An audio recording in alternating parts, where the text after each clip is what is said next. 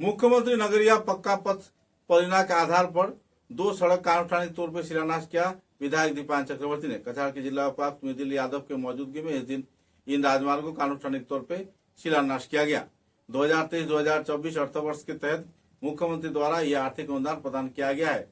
देवदूत point metro बाजार से होते हुए RRMMU बिल्डिंग से लेके पॉइंट तक तथा सर्किट हाउस पॉइंट से पुलिस परेड ग्राउंड के बीचों बीच यह सड़क बनाया जाएगा। गौरव पथ नाम के इस प्रकल्प के तहत लगभग 755.0 किलोमीटर सड़क बनाया जाएगा।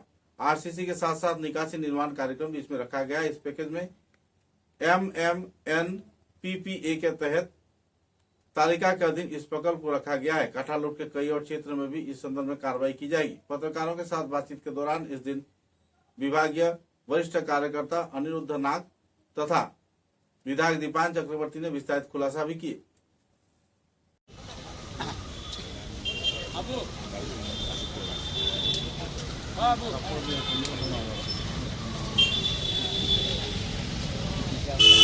सामने अबुदा दिखे जाइए, अबुदा दिखे जाइए, भाई आगे जाइए ना भाई। अब एमएलए ए भाई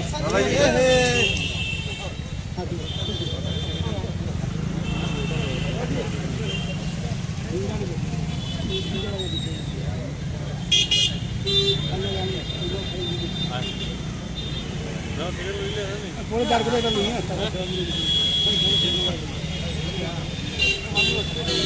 फ्लेजार में कोई जवाब दिया जी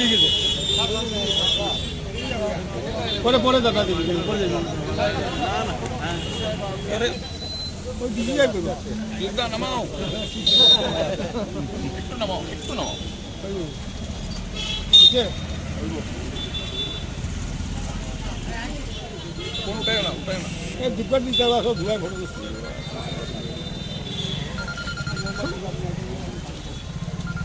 যেতে লাগো না দাদা पहला 8 बजे ना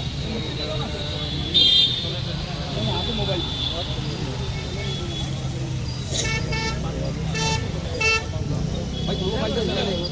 मोबाइल तो अपनी दुकान दादा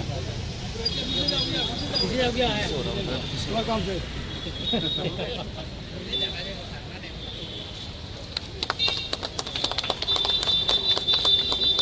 this is don't mind young don't mind थोड़ा टाच कीजिए सर রামিস এক্সিসের যিনি কর্ণধার এখানে উপস্থিত রয়েছেন আবু মজুমদার। তো আমি আবু মজুমদারকে দাঁড়িয়ে ওনার পরিচয় দেওয়ার জন্য অনুরোধ রাখব। আবু মজুমদার তো আমাদের মধ্যে উপস্থিত আছেন, যিনি বরাত পেয়েছেন আবু মজুমদার। এখানে বলা হয়েছে যে এটি গৌরব পথ। গৌরব পথের ব্যাপারে আমি আপনাদেরকে প্রথমেই বলতে চাই যে আমাদের আসামের মাননীয় মুখ্যমন্ত্রী ডক্টর হিমন্ত বিশ্ব শর্মা মহাশয় প্রত্যেক বিধানসভা সমষ্টিতে এইভাবে গৌরব পথ বলে একটি রাস্তাকে প্রত্যেক বিধায়ককে প্রপোজাল দেওয়ার জন্য বলেছিলেন। আর আমরা সকলের সাথে কথা বলে অনেক চিন্তা করে এই রাস্তাকে আমরা প্রপোজালে আনি। তার কারণ যে আমরা প্রত্যেকেই জানি যে এই যে সড়কটি, এই সড়কটির মধ্যে সার্কিট হাউস রয়েছে, যে সার্কিট হাউসে গোটা ভারতবর্ষের বিভিন্ন সময়ে শুধু মন্ত্রী না, শুধু বিধায়করা না, শুধু এমপি না, বিভিন্ন বড় বড় আধিকারিকরা যারা শিলচরে আসেন তারা সার্কিট হাউসে থাকেন। বা এই যে সড়কটি, এই সড়কটিতে একটি মন্দিরও রয়েছে, ডিস্ট্রিক্ট স্পোর্টস অ্যাসোসিয়েশনের রাস্তা রয়েছে। তো এইভাবে সকল কথা চিন্তা করে এই রাস্তাকে আমরা গৌরব পথ হিসেবে প্রপোজালে আনি। পরবর্তীকালে মাননীয় মুখ্যমন্ত্রী ডক্টর হিমন্ত বিশ্ব শর্মা এটাকে স্যাংশন করে দিয়েছেন। আর আজকে যার শিলান্যাস হবে, কাজ শুরু হবে।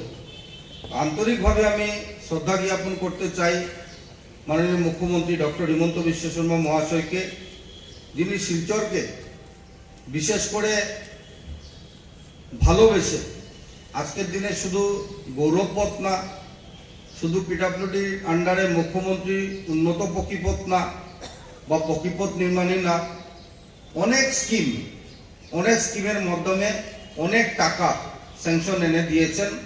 সেটা অত্যন্ত সৌভাগ্যের। আর আপনারা জানলে খুশি হবেন যে মুখ্যমন্ত্রী একটি নতুন আঁচনি শুরু করেছিলেন, সেটা নগরিয়া পথ নির্মাণ আঁচনি। এই নগরিয়া পথ নির্মাণ আঁচনির মাধ্যমে যেসব বিধানসভাতে মিউনিসিপাল বোর্ড রয়েছে, কর্পোরেশন রয়েছে, এইসব বিধানসভাতে তিনি এই নগরিয়া পথ নির্মাণ আঁচনির মাধ্যমে অনেক টাকা দিয়েছেন। আর আমরা অত্যন্ত সৌভাগ্যবান যে আমি প্রথম অবস্থায় ওনাকে বলেছিলাম, যেহেতু আমরা কর্পোরেশনে উন্নতি হয়েছে, এই কর্পোরেশনে উন্নতিকরণ হওয়ার জন্য শিলচরের অনেক কাজ বাকি রয়েছে, যে কাজগুলো করা প্রয়োজন। তো নগরিয়া পথ নির্মাণ আঁচনির মাধ্যমে যদি আমাদেরকে কিছু টাকা দেওয়া যায় ভালো হয়, এই কথা উনি মনে রেখে শিলচরকে সর্বোচ্চ 48 কোটি টাকা দিয়েছিলেন। এই 48 কোটি টাকা দিয়ে শিলচরের বিভিন্ন প্রধান যে খালগুলোর জন্য অপরিষ্কার থাকার জন্য, স্যানিটেশন থাকার জন্য দীর্ঘ বছর জমা জলের সমস্যা, আরবান ফ্লাডিং এর সমস্যা শিলচর ফেস করছিল, এটাকে মাথায় রেখে বোথ সাইড গার্ড ওয়াল, বিভিন্ন খালের প্রপোজাল আমরা দেই, বা অনেক রাস্তাঘাটে আমরা প্রপোজাল দিয়েছিলাম। সেখানে 48 কোটি টাকা দিয়ে অনেক রাস্তার কাজ আগে শুরু হয়েছে, আর এখনো অনেক রাস্তার কাজ শুরু হবে। যেটা ডিসি মহোদয় বলেছেন অত্যন্ত গুরুত্বপূর্ণ কথা, যে বিশেষ করে বরাকবিলিতে ম্যাক্সিমাম আমরা 5 মাস আমরা ওয়ার্কিং সিজন পাই, আর এই ওয়ার্কিং সিজনের মধ্যে আমাদেরকে কাজ করতে হয়। তো এখানে দাঁড়িয়ে কন্ট্রাক্টরদের কাজ করা অত্যন্ত কঠিন কাজ, আর এই কাজকে এক্সট্রাডাইট করা ডিপার্টমেন্টের পক্ষে অত্যন্ত কঠিন থাকে। আর শিলচরে আপনারা জানেন অনেক বড় বড় সমস্যা রয়েছে। সমস্যা কি? একটা সমস্যা আমি আপনাদেরকে বললাম, যে খালের সমস্যা।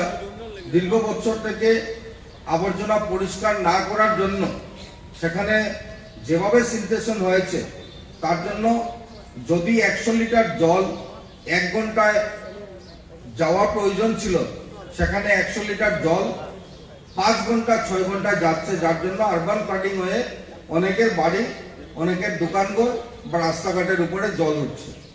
তো এটাকে ক্লিয়ার করা অত্যন্ত কঠিন কাজ, আর সেই কাজ আমরা হাতে দিয়েছি, সেই কাজ আমরা করছি। আরেকটা বিষয় হলো, আমরা সবাই জানি যে শিলচর তিলে তিলে বড় হয়েছে, কিন্তু অনেকেই আমরা লক্ষ্য করেছি যে হয়তো রাস্তার উপর বা খালের উপর তাদের বাড়ি বা কোনো ড্রয়িং রুম বা ল্যাট্রিন বাথরুম একটু এক্সটেনশন করে দিয়েছেন, যার জন্য রাস্তাঘাট অনেকাংশে ছোট হয়েছে, নালাখাল অনেকাংশে ছোট হয়েছে, তার জন্য এই সমস্যা।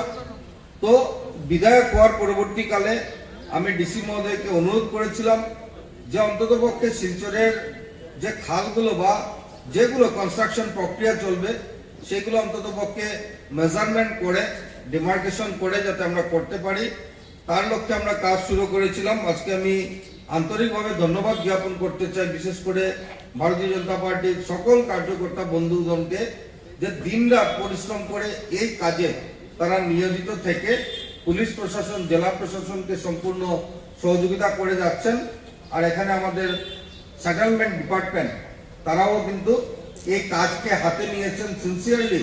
এই ডিমার্কেশন করে অনেক রাস্তাকে আমরা লক্ষ্য করেছি, 40-50 ফুটের রাস্তা 90-92 ফুটে আজকে গিয়ে দাঁড়িয়েছে। তো এই সমস্যা কিন্তু অত্যন্ত বড় সমস্যা, এটাকে ওভারকাম করা অত্যন্ত কঠিন কাজ, যার জন্য আমি বললাম যে কন্ট্রাক্টররা অনেক চ্যালেঞ্জ ফেস করে মাত্র 5 মাস ওয়ার্কিং সিজনের মধ্যে এই কাজগুলোকে করতে হয়।